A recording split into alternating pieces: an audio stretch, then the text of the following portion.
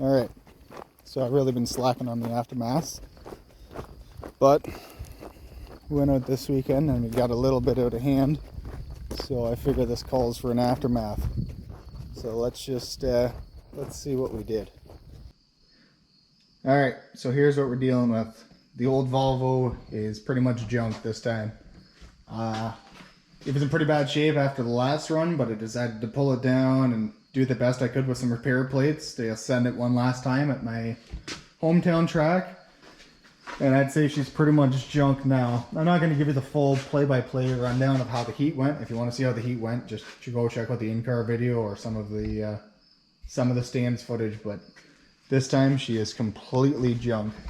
Let's go over some of the damage here. The engine cross member, you can see there, that's about how it should look. Comes over and it's completely over into the steering box. Both lower control arms are folded over. Yeah, there's a lot going on here. It's just a complete mess. Shock towers are pushed over into the motor hard on both sides. This was a messy one. Starting to belly in the front. So it's bent at the firewall pretty hard. Let's see if I can show you where it's wrapping around the cage inside. So you can see down in there, the firewall is actually starting to wrap around the cage. And then back at the pedal,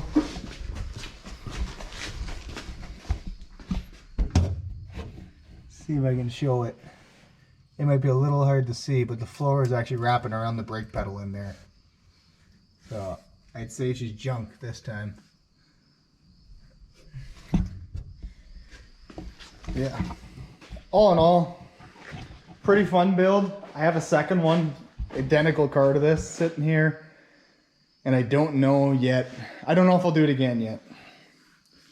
I don't know. It was fun, but it's a very hard car to make competitive, especially with the rules this year. They made all the subframe cars are pretty tough cars. And this thing being an open frame rail car with those long rails at the front, it's just really hard to make it tough. The back of this thing was really surprising. I had the bumper wired back on after the last round, and I tried to use it a little bit. I probably didn't really use it as much as I think I did. And we're still not, here we go, we're still not into the gas tank protector. So maybe the back of this car maybe would have had more life. I don't know, but nobody makes a crowd cheer by driving backwards. Everybody knows, send it forwards, get that nose up, and just put on a show. And that's pretty much all I was trying to do with this car. So yeah, that's pretty much the damage on this thing. She's in pretty rough shape. I completely forgot to say what actually took the Volvo out, but again, if you watch the in-car video, you can probably see. I couldn't steer again. So I spent a lot of work before this thing hit the track on tire clearance and trying to get as much clearance as possible so that when this frame bent up, I could still steer, because that's what happened on the last run, is the tires locked into the frame rail and I wasn't able to get anywhere. And then this time, something happened here.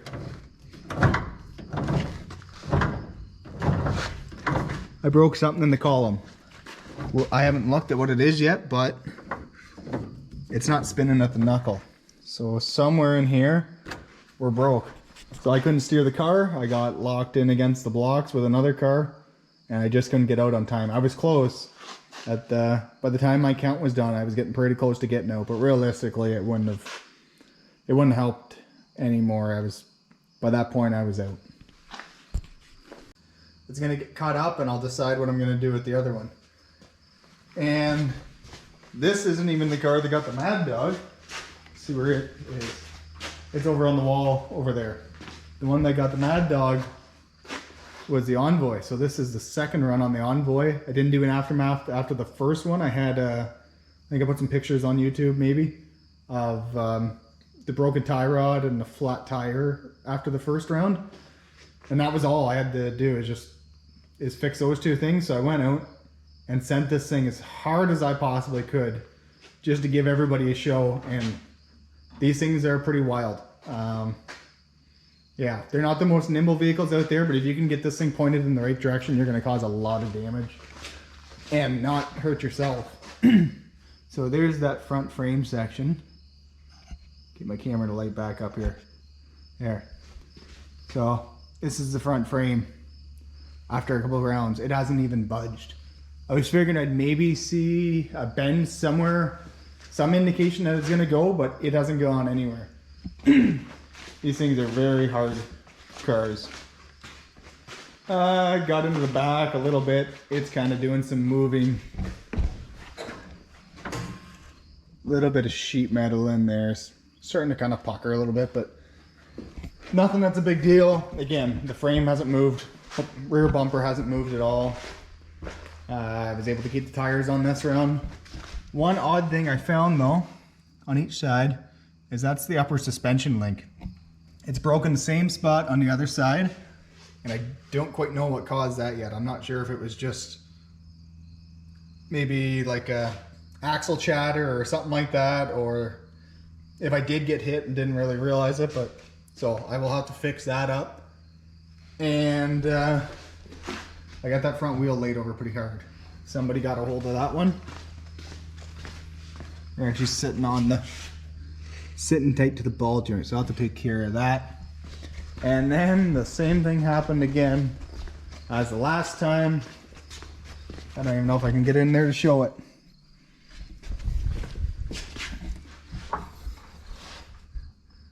There's my tie rod. Broken tie rod again. I can't even see. It snapped just past my fix.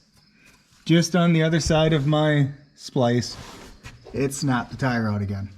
I was warned about these, that their tie rods on them are garbage, and that's what I'm having trouble with, but it's not even that bad.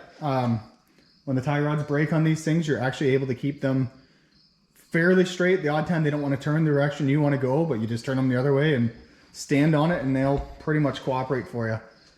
So yeah, ended up second with this. I was laying down hits and all of a sudden it just decided that it was gonna it lost power once, and I got hung up against another car and I was able to get free, and I whipped around, made a hit, and then it just died, and that was it. It wasn't trying to, it was winging over good and strong, but wasn't trying to fire or sputter or anything. So I'm not sure if I knocked some fuses loose or what.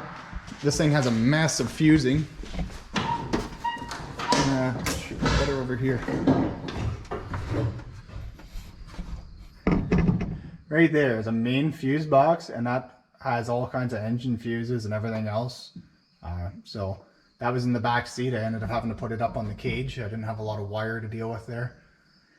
So whether it's something in there or there's more fuses under the hood, I don't know, but this thing got knocked around pretty hard. Again, if you didn't see the heat, check out the in-car from this and even the stands footage, and it was pretty rowdy. This thing got knocked around pretty hard, but I can't believe it. I can't believe how tough this thing is, and I can't wait to get back out there again. There's probably some people that hope that this thing would stay on the trailer and wouldn't get back out there again, but it will be back out, and I'll probably drive it about the same way, and we'll see if we can bend it. Yeah, so anyway, it's the aftermath of the Envoy and the junk Volvo from Mitchell. This thing's gonna get cut up.